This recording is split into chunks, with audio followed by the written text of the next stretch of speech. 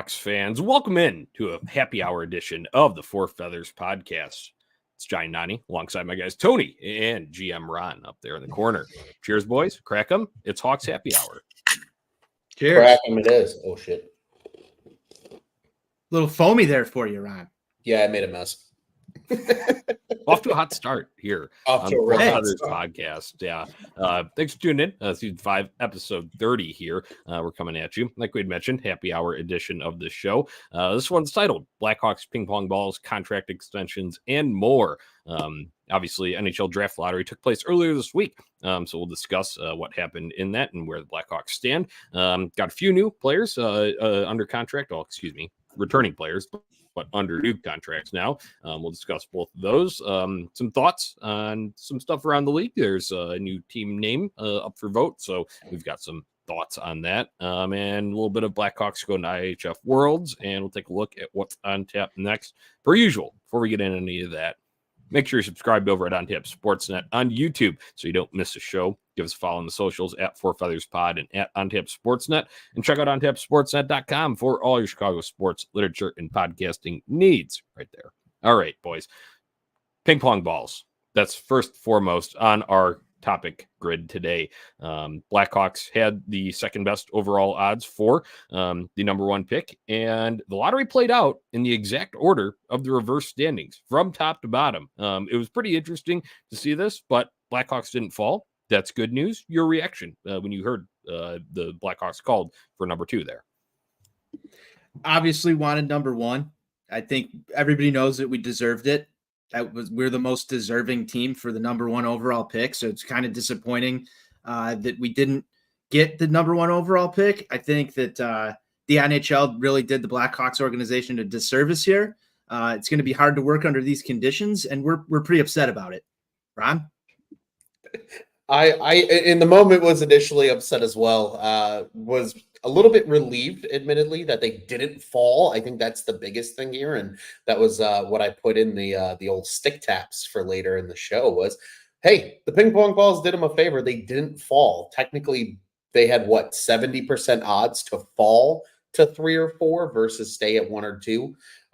So hey, I mean, you can't be too upset about that, but it was certainly a tease. When it came down to them and the Sharks, and it was the Sharks getting the number 1 pick. So disappointment, I think indeed, I have to agree with Tony there, but a little bit of relief as well, Johnny and Tony, that they didn't fall to 3 or 4 in this draft, because I think that makes a big difference being able to stay put at 2 and knowing you have the rest of the prospects that are available to choose from at your disposal. Yeah. Guys, I was just most shocked that the order stayed exactly the same. I was writing up, I had a tracker going. I was writing a draft for our post over at OnTapSportsnet.com to keep our readers updated on where the Blackhawks would pick.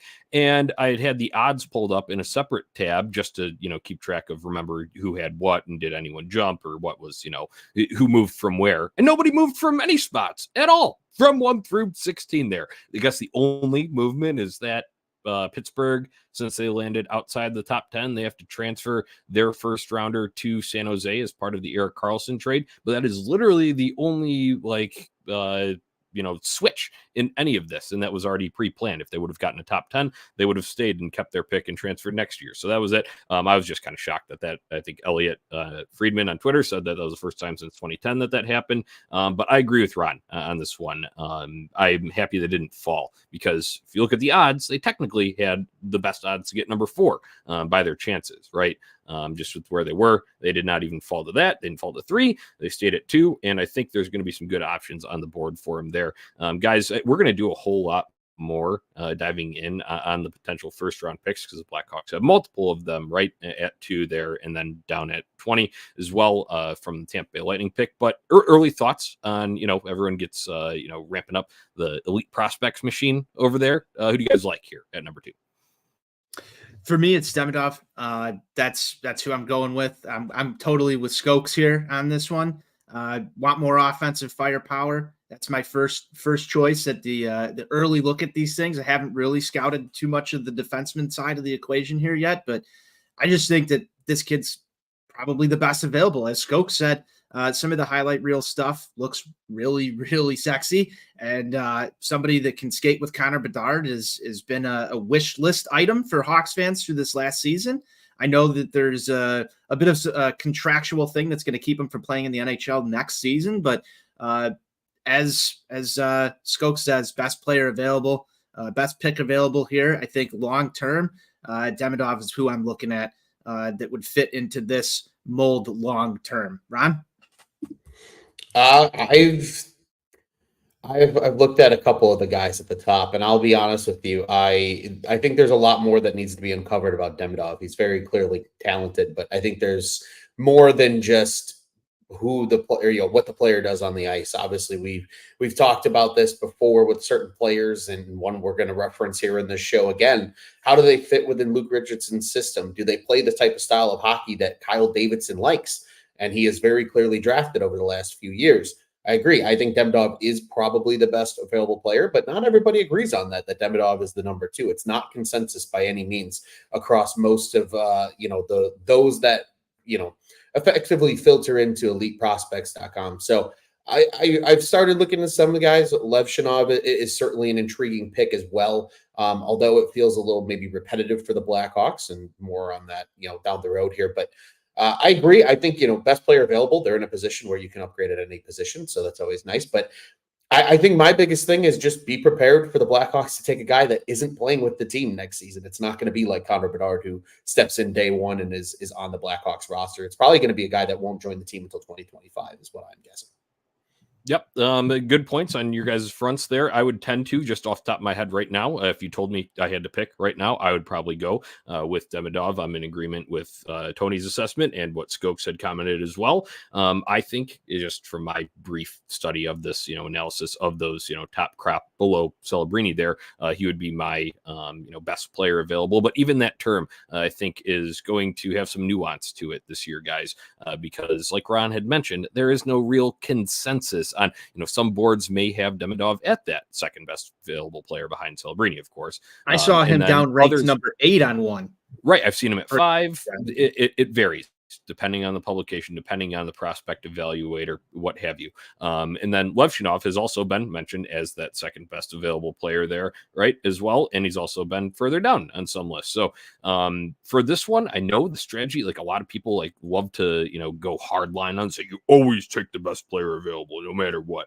I think there's a little more nuance and some discussion to be had here, because when you go and look at the Blackhawks' needs organizationally and then their timeline as well, if you were at the very beginning of this process and you didn't have your Bedard, maybe that would be the route to go, and absolute hardline best player available. And I'm not saying that, that's a bad strategy, but at the same time, you look at your strengths as an organization, and there's been a nice resurgence of the defenseman prospect pool built up over the last, 3 years, I would say, within the system. And obviously, your one that we're going to talk about is already established now, Alex Vlasic, right? And I know there's intrigue with Levchinov with the right-handed shot and all of that, but the need, in my mind, is up front, and it's at forward. And if you get another playmaker alongside Connor Bedard, if the highlights are, what he actually is when it translates over to the NHL level, you could be looking at another dynamic duo, and we could be talking about these guys like Taves and Kane, hopefully down the road. So that's why my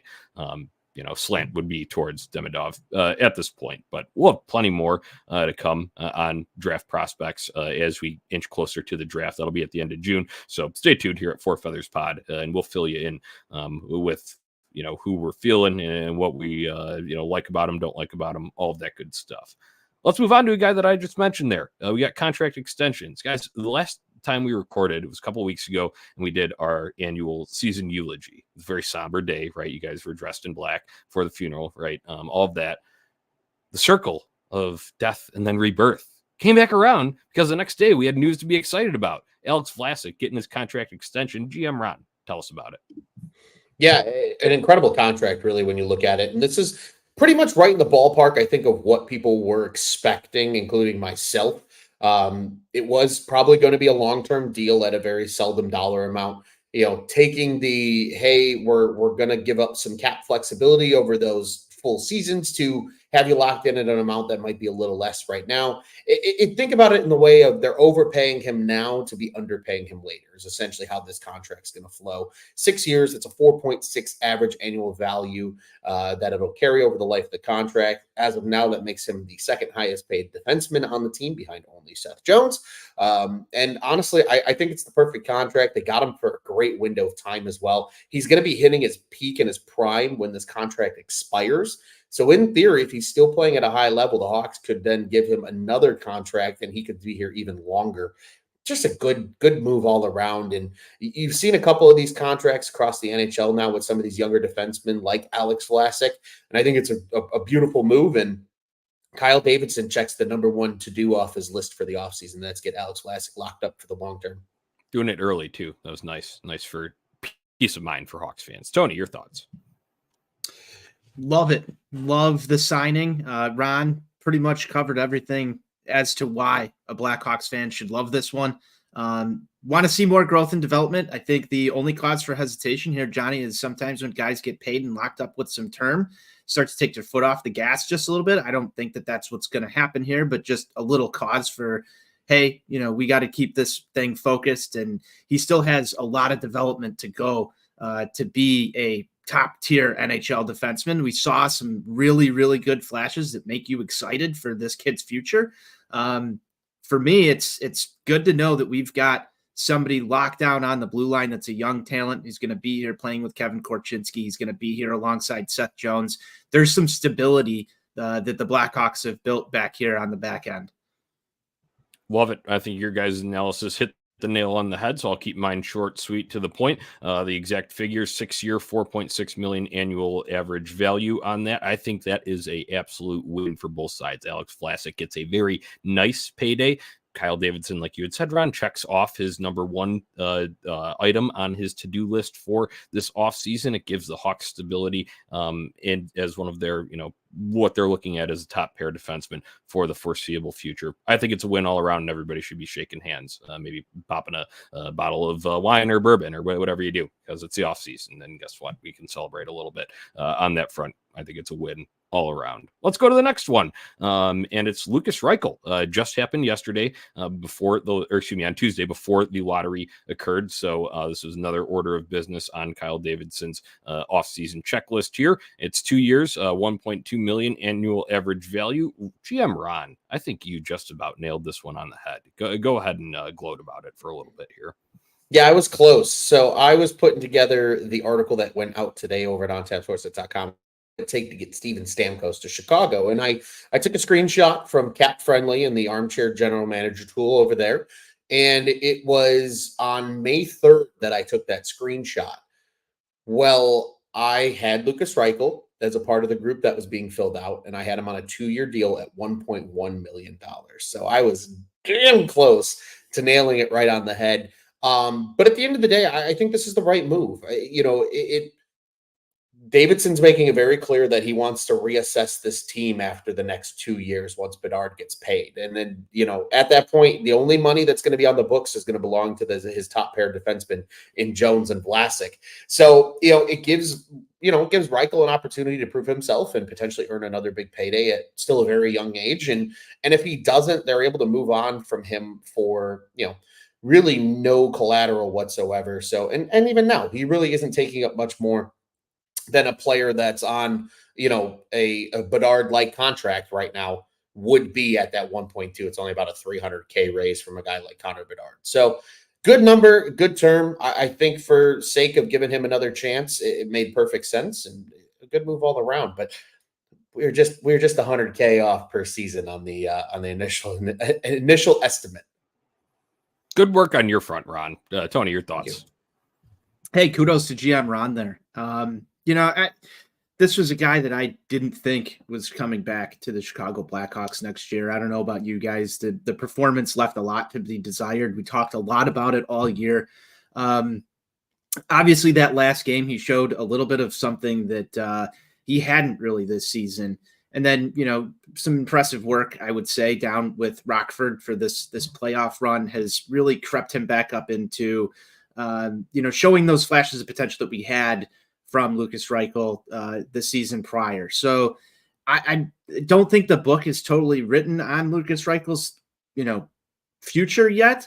There's a lot of work to do with him. Ron and I were on the phone earlier today, and he sent me a screenshot that GM Ron had him slotted in as maybe a fourth line winger. I don't foresee him getting a lot of top line minutes next year. I think it's going to be a little bit more of a reduced role for him if the offseason goes the way I think GM Ron has it laid out. We don't have to wait and see what Kyle Davidson does, but in a reduced role, I think it'll allow Lukas Reichel to play a little bit more in his comfort zone, if that makes sense, guys. So hopefully things work, but if they don't, this is a pretty low risk investment for the money that's been spent. That's what I like about this contract, but he's still a guy that's going to need to prove it at the NHL level, or, is he the next Dylan Sakura or name like that just can't pan out at Blackhawks legend? Yeah. Is he a Sakura? We don't know. Feels that way sometimes when you're watching him play. You hope the best for him and his development, but they're giving him a chance here. So he's got to earn it over the next 2 years. Ball's in his court. That's my biggest takeaway now. It's up to him to prove it then. And guess what? He has a little bit of stability now too. So I think there maybe was a little bit of pressing this year, knowing he was an RFA upon the season's conclusion. You lift that weight off of him for at least next season. Hopefully that removes some of the burden. Like you had said, Tony, maybe slotting down a little bit in the lineup then with your Taylor Hall healthy, depending on who else gets added up front. And, you get gamers like Landon Slaggert who have shown their worth, and maybe he gets favored a little bit more because of his versatility, further up in the lineup. So ball's in Lukas Reichel's court here. He has a little bit of security, but it's time to put up or shut up over these next 2 seasons. And if he shuts up, then the Blackhawks can shut him out and move on. So that's my thoughts on it. We'll leave it at that. That does it for the new contracts given out by the Blackhawks. All right, we've got IHF Worlds coming up, guys. I know we talked about a few of the guys we knew who would be attending in Seth Jones and Alex Vlasic for Team USA, Connor Bedard for Canada. It was announced today that Seth Jones will be wearing an A for Team USA. So that's a little news on that front. Other than that, Philip Kurashev is joining Switzerland's roster. Peter Mrazek will backstop for Czechia, and Lukas Reichel is set to join Germany. He's not officially listed on their IHF roster on that website, but the Blackhawks press release from the contract details did say that he would be joining them. So going to have 6 in action there. This is always kind of fun to watch this stuff in May because, Stanley Cup playoffs are going on. I'm still pretty dialed into that. But this can be some daytime viewing, Tony, as we've talked about, kind of wet your whistle a little bit and see some of these Hawks in action over the next couple of weeks here. Yeah, I think for these guys too, it's just another opportunity, especially for the younger guys, to get more hockey under their belts. I'm not really worried about a guy like Seth Jones, and admittedly, I'm not really worried about a guy like Connor Bedard either. But when Connor Bedard can go, and play against all these other grown men, right? I mean, the last time he played for Team Canada was in the World Juniors, not in the Worlds. So this is really his first time to go put on a show on the international stage against grown men as well. I think it's going to be good for guys like Lukas Reichel to get the additional hockey, right? Especially because Rockford had a much shorter playoff run than I think all of us were hoping they would. I think it's going to be the same for Philip Kurashev because he's still very much a young player, and the more hockey he can get under his belt, the better. And you know what? It'll just be cool to see Peter Mrazek in action because, Tony loves goaltenders and he gets to see more of one of his favorites for the foreseeable future here. But I agree with you. Hey, daytime viewing, it's beautiful. It's a nice primer during the daytime if you need your hockey fix when you're waiting for the Stanley Cup playoff games to kick off in the evening. So got to love it. And again, when Hawks are involved, it always is going to pique the attention of Blackhawks fans. Stay healthy and put on a show. That's my message here. Obviously, there's a plethora of Blackhawks that are going to be involved in this tournament. The number one name you want to stay healthy is Connor Bedard. As long as we get through this without any injuries. I believe there was a different tournament, Johnny, that you were talking about on the baseball side of things, the World Baseball Classic, and we had some of our favorite White Sox players there. So I'm going to steal one from you here. This is going to be a great tournament as long as anyone's healthy. If they get injured, then it's a Mickey Mouse competition that doesn't need to take place. So there we go. That's the level that we need to set right away. But I'm excited to see these guys back in action. I don't know about you. The NHL playoffs are great. I know, Johnny, you're all into them. it's not the same without the Chicago Blackhawks for me. Even it's great, and they are the best playoffs out of any sport. There's just something different about it when the Chicago Blackhawks are involved as a Blackhawks fan, but just the city is buzzing when the team is actually in them. So getting a little bit of a fix of these guys is going to help me personally get over the fact that they're not playing hockey still right now.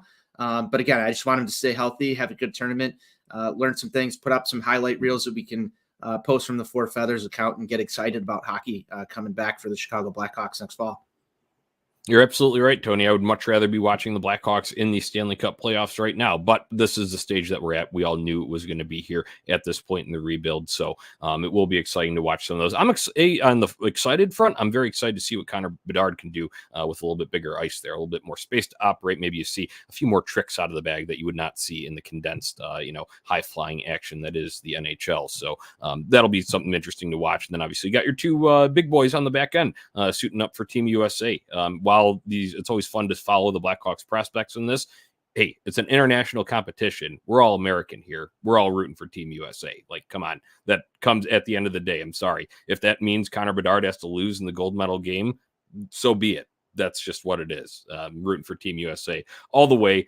Only concern that I'd have is Peter Mrazek playing for Czechia. Not that I think he's earned it, and I'm glad that he stayed healthy throughout the year and is able to do this, because I feel like there's been few and far between when he's finishing a season like really healthy and feeling well enough to do this. However, Czechia's roster is going to be a bit thin in parts, and I feel like that may lead to him having to make some acrobatic saves. We all know about the groin history with his injuries that have popped up in that area, so please just stay healthy, man. And Czechia, for the love of God, please help clear some pucks out in front of him so he's not lunging left and right and putting those groins at risk too much during this tournament. So Johnny is worried about Peter Mrazek's groin.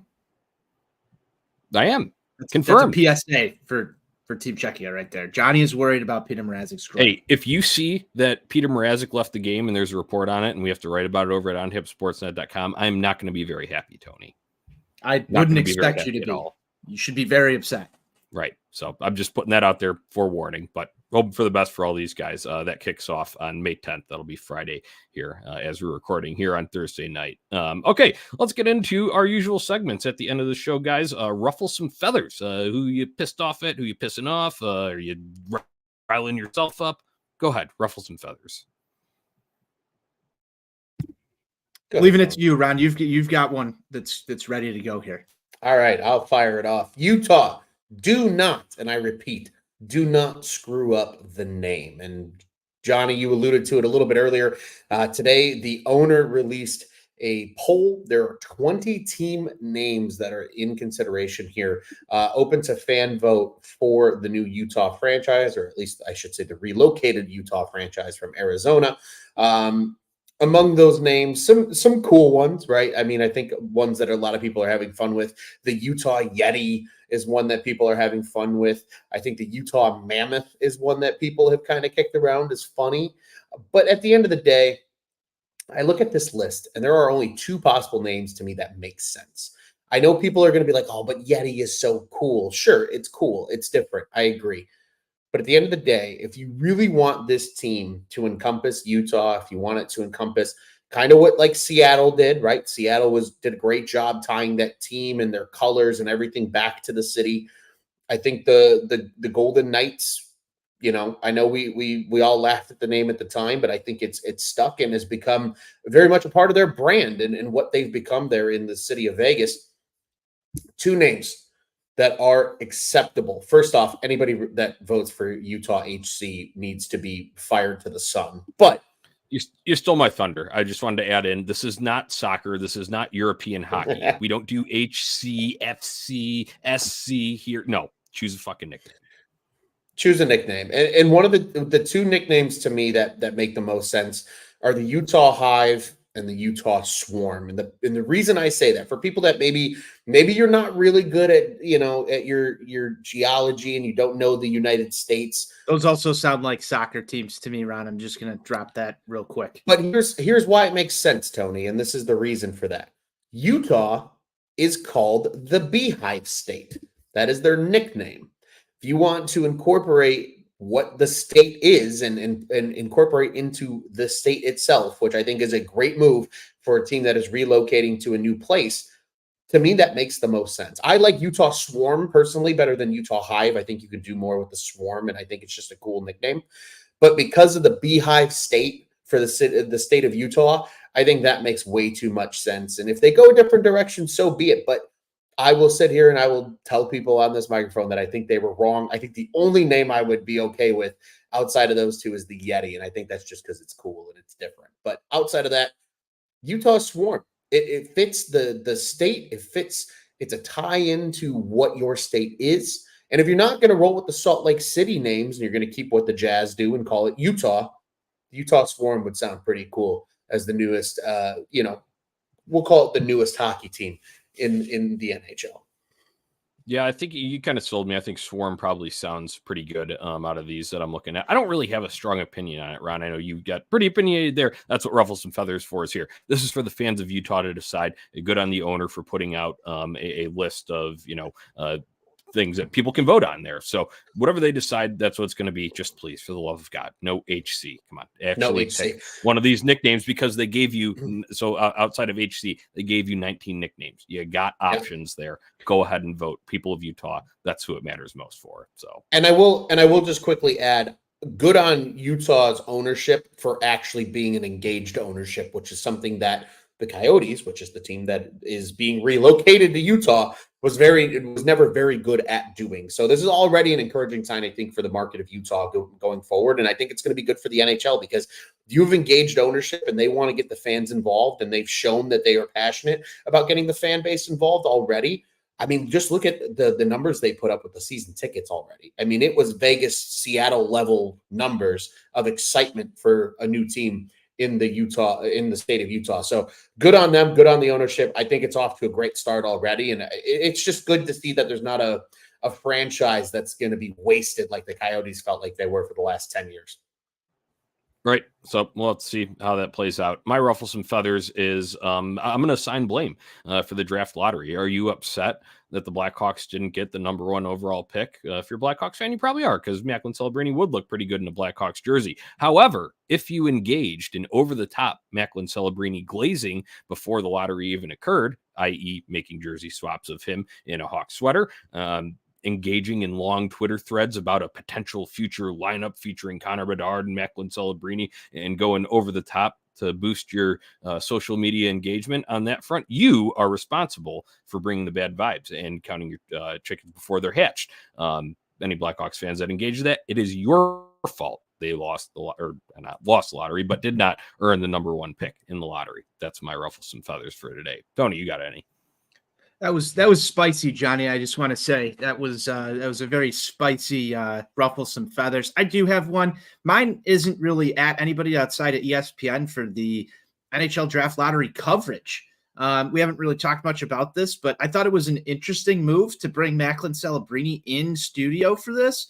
Imagine being in studio and finding out that you have to go to San Jose in the highest taxed market of the NHL, and where it costs an arm and a leg to live and go through everything that is the San Jose Sharks. That was just a bold move to do that. And then also the technical difficulties with the broadcast were also on full display. I believe there was a camera shot at one point that showed San Jose fans celebrating winning the draft lottery. But the little ticker on the bottom said that they were in Anaheim. That was a nice little mishap. And then to culminate all of this was the tweet that came out. I believe it was from Bucci Gross earlier in the day as he arrived at the studio and took a picture of the draft lottery board with a simulated draft lottery out there that almost went completely to the T of where the draft lottery actually ended up. There was actually one switch in there outside of what we saw earlier. And Johnny pointed out that the draft lottery went pretty much in order to a T for the first time, I believe, since 2010. But this had hockey Twitter really fired up. We already know that people claim that the NHL draft lottery is rigged and pre-planned and staged and all that other good stuff. So just, I don't know, the whole entire day was filled with all sorts of angry people online, interesting, questionable decisions for that draft lottery broadcast as well.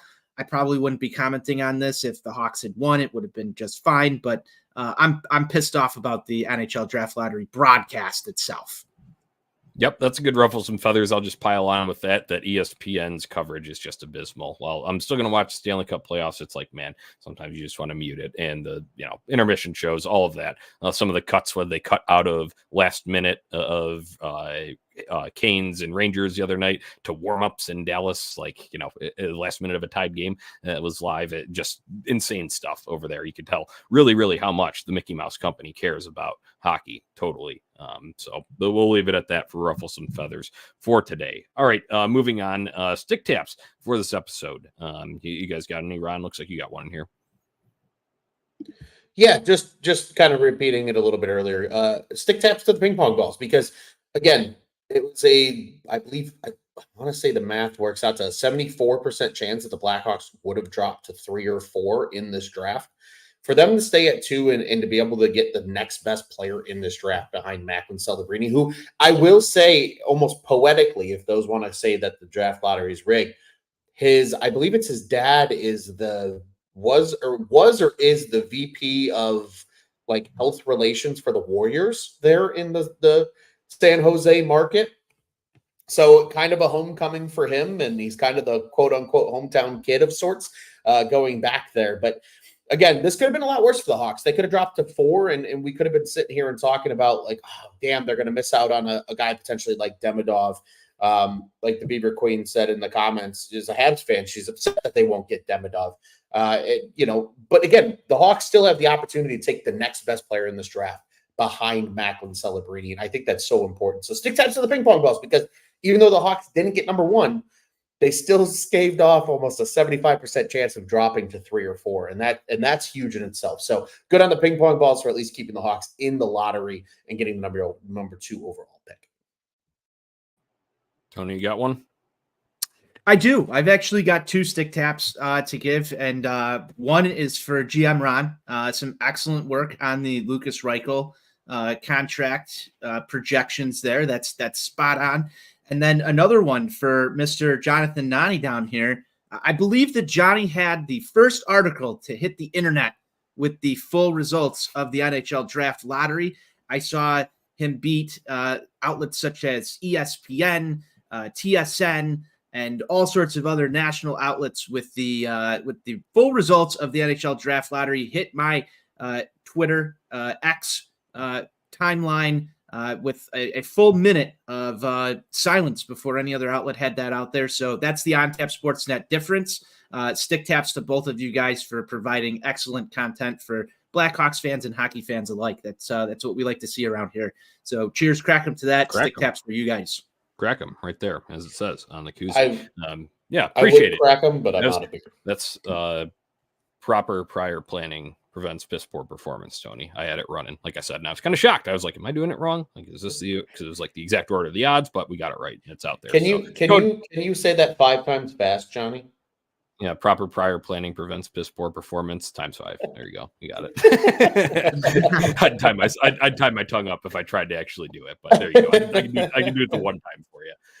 My stick tap goes to Heat Daddy on Twitter. Always a hilarious, kind of vulgar hockey account, but he was having some fun with the proposed nicknames for the Utah team, and I will just say they involve Powder and players notorious for being involved in certain things involving Powder, and that was just hilarious to me. He's always good for that kind of raunchy humor on there, so I got a good laugh out of that. Stick taps to Heat Daddy. Okay, we're winding down here on this episode of Four Feathers Podcast. Appreciate everybody tuning in and commenting here along with us, taking a look at what's on tap next. It's off season time, so we'll be reviewing some of these draft prospects coming up until the draft, which is June 28th, 29th. Before that, the combine will be June 2nd through the 8th. You'll have NHL awards in late June, and then Ron's Christmas morning comes July 1st with the opening of NHL free agency. That's about it. Hit me with the final thought, and we got to get on out of here. Was that Ron's GM rain dance? Yes, it was. It's GM Ron season. This is what I live for, boys. I love hockey season. I love watching the games, but like this is when my stupid brain and how it works thrives is in the off season with all the speculation and the hype and the numbers and who's going where. So I'm just excited that GM Ron gets to come out of his hibernation cave after the 7-8 month long season. After your quick little peak during trade deadline time, right? And then you go back into hibernation. 100%. Yeah. Trade deadline is when it's like Groundhog Day. Like that's trade deadline is when you come out and you check how the weather's doing. Yeah, Groundhog Day, exactly. You come out, you check. You know, if I see my shadow, it's 6 more weeks of winter, and I go back into my hole until the summer comes along. So I'm just excited that's GM Ron season, but it's always good to be back with you guys on the microphone as well. Final thoughts for me. It's going to be, I think it's really good. If you want to look at a silver lining of the Hawks not getting the number 1 overall pick, is that we're going to have some engaged hockey discussion over some draft prospects here on the show and in written form over at ontapsportsnet.com. As much as I want the number 1 overall pick and Macklin Celebrini to be playing for the Chicago Blackhawks, I think this is a good exercise for Hawks fans to go through here. Last year it was pretty much locked up. We knew who we were getting. That led to some pretty stale Blackhawks content between the NHL draft lottery and the actual NHL draft.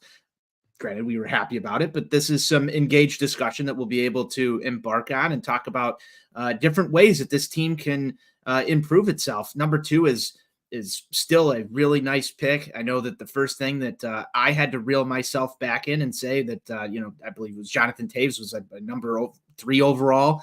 So you could still get a really, really talented piece to this puzzle here. Obviously, the talents in this draft are pale in comparison to other drafts, but still number 2 is a great place to be.